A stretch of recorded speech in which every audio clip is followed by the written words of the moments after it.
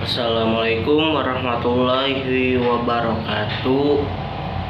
Perkenalkan, nama saya Muhammad Naufal Jainul Haq dari kelas 4D Universitas Singapura Bangsa Karawang, Prodi PAI, Fakultas FAI. Di sini saya akan memenuhi tugas UTS PMK Hadis tentang kepemimpinan perempuan dalam hadis.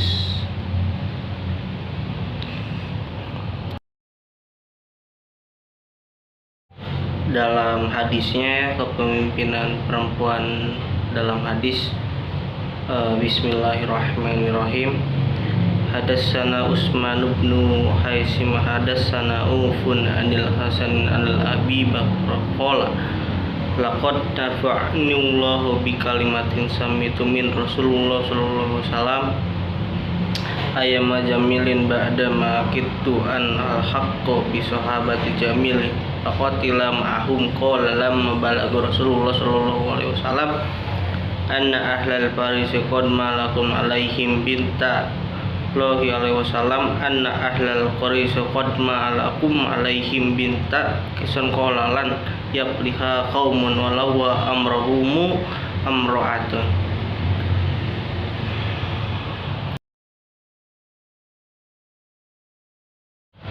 Artinya dari hadis tersebut, dari Utsman bin Affan, dari Auf dan Hasan dan Abu Bakar berkata, Allah memberikan manfaat kepadaku dengan sebuah kalimat yang kudengar dari Rasulullah SAW pada hari menjelang perang Jamal.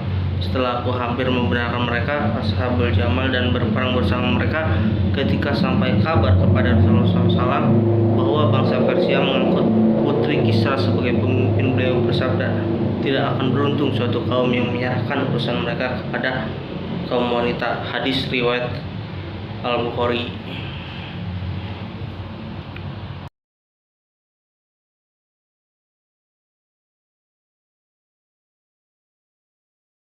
Untuk mengenai penjelasan hadis tersebut, para muhadis juga sudah menyepakati gitu maksudnya.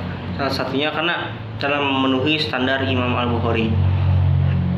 Imam At-Tirmidzi juga menyebutnya hadis hasan sahih gitu, asbabul wurud, atau sebab karena diturunkannya hadis tersebut oleh Abu Bakar adalah ketika konflik politik itu meruncing antara kubu Sayyidah Aisyah dan Sayyidina Ali bin Abi Thalib yang menjadi pemicu perang Jamal pada tahun 36 Hijriah. Nah, posisi politik Abu Bakar sendiri itu disebutkan tidak berpihak kepada kubu Sayyidah Aisyah dan mendasarkan terhadap sikapnya gitu, terhadap tingkah perlakuannya gitu. Selanjutnya, agama Islam juga menekankan itu pentingnya gitu sebagai pendidikan bagi perempuan, mengingat tingginya kedudukan yang diberikan Islam. Jadi artinya Islam itu tidak melarang itu perempuan dalam menuntut ilmu, asalkan mereka tidak meninggalkan itu kedudukan mulianya yang telah diberikan Allah Subhanahu wa taala gitu. Jadi intinya nggak meninggalkan kedudukan mulianya.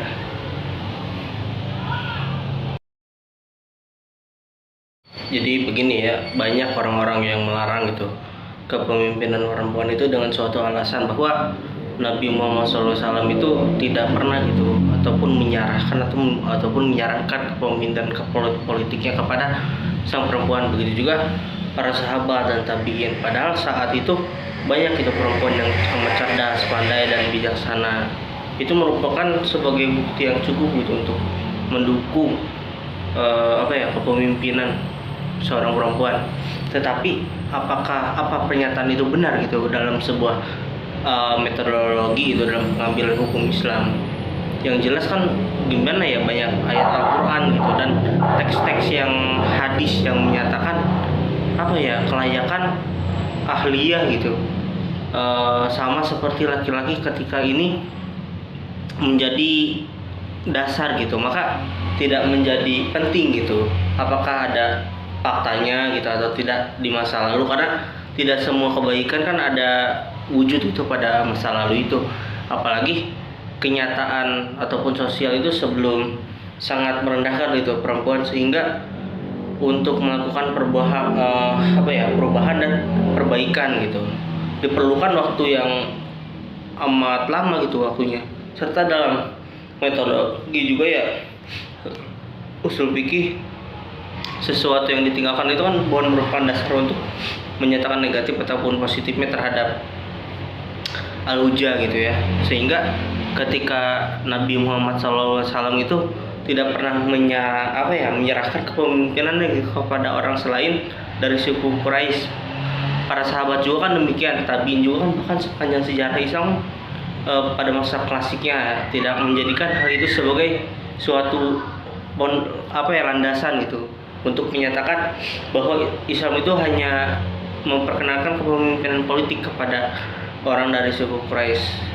Hal ini secara tegas itu dinyatakan gitu oleh Ibnu Khaldun gitu dalam kitab Muqaddimah gitu. Sama harusnya juga berlaku itu untuk kepemimpinan perempuan, tidak bisa dilarang gitu menjadi seorang pemimpin hanya karena hal itu tidak terjadi gitu pada zaman Nabi Muhammad SAW. Mungkin penjelasan singkatnya seperti itu gitu, penjelasan tambahannya dari dari tema kepemimpinan perempuan dalam hadis. Sekian, terima kasih.